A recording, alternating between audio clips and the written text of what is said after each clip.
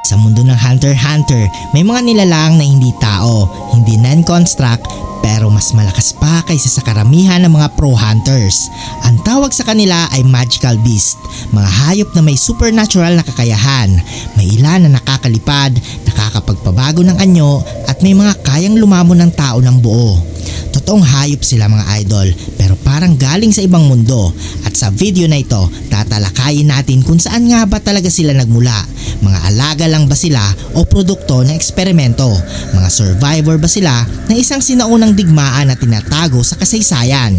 At ang una sa ating listahan ay si Mike, ang Zoldyck Guard Dog. Si Mike ang unang halimaw na isang kilalang magical beast sa series. Isa siyang napakalaking aso, walang nen aura pero kaya kang lamunin ng buo.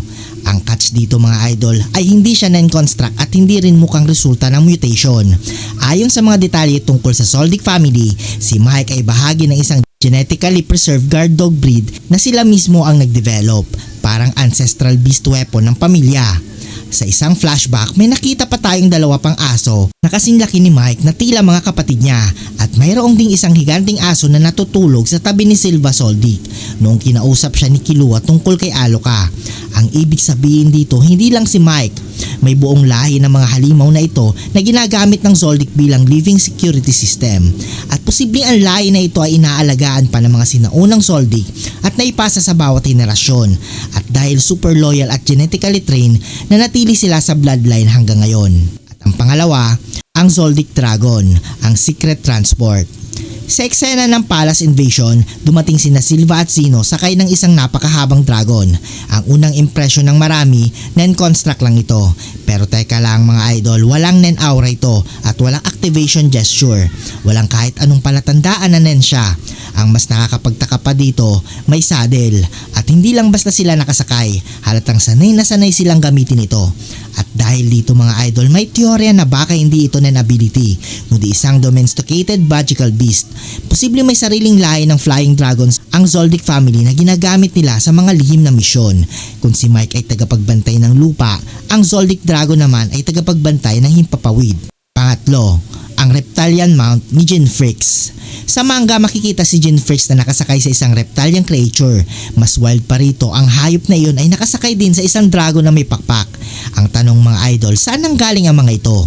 Walang nen aura, matalino, sumusunod sa utos ni Jing at malinaw na hindi ordinaryong hayop. At malaki ang posibilidad na natagpuan ni Jing ang mga beast na ito sa mga lugar na hindi kayang abutin ng ibang tao. Malalayong bundok, lost ruins o maging sa border ng Dark Continent. Bilang isang hunter na mahilig gumala sa delikadong lugar, natural na kakailanganin niya ng ganitong transportation na mas mapagkakatiwalaan kaysa sa teknolohiya. Pang-apat, si Kiriko, the shape-shifting race. Ang Kiriko ay isa sa pinaka-interesanting magical beast sa buong series. Marunong magsalita, magpalit ng anyo, manggaya ng tao at may advanced intelligence. At ang mahalaga, hindi sila gumagamit ng nen para dito. Natural na kakayahan ito ng kanilang lahi. Sa Hunterpedia ay pinapakita na sila ay isang tunay na shapeshifter species. Ngayon balik tayo kay Yopi, isa sa mga royal guards ni Meruem. Siya lang sa tatlo na hindi galing sa human DNA at ang itsura niya ay kahawig ni Kiriko. Malaki ang katawan, kalahating hayop at tao ang anyo, at marunong mag-transform, magpalabas ng pakpak at baguin ang hugis. Ayon sa Hunterpedia, posibleng nakalunok ng Kiriko ang Chimera Ant Queen kaya naipasa ang katangiang ito kay Yopi. Ang kanyang Stream Rage based transformation ay maaaring hindi lang nen ability, kundi natural na kapangyarihan na pinalakas ng nen. Si Shia Poof bukod sa pagiging sobrang loyal at creepy kay Meruem ay may hypnotic wing skills na kayang manipulay ng isang mga buong bayan. Pamilyar ba mga idol?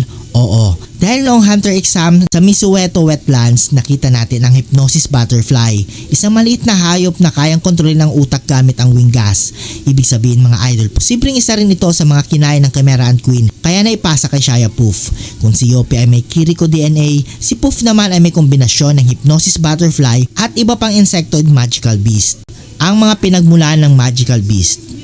Una, ang isolated regions, halimbawa ang Mount Kuruko, mga lugar na pagmamayari ng makapangyarihang pamilya gaya ng Zoldyck na hindi pinapasukan ng outsiders. Posibleng dito inaalagaan at itinago ang mga lahi ng magical beast, at dahil sa mahabang panahon na i-preserve nila ang mga ito hanggang ngayon.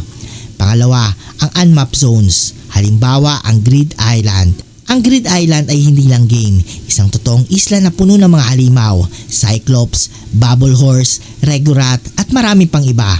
At ayon sa teorya, si Jing mismo ang nagtipon ng mga halimaw na ito at ikinulong sa game environment upang hindi maabuso sa labas at para mapanatili ang balanse ng mundo. At ang pangatlo, ang Dark Continent, the source of all beasts. At syempre mga idol, ang pinakasolid na pinagmulan ang Dark Continent.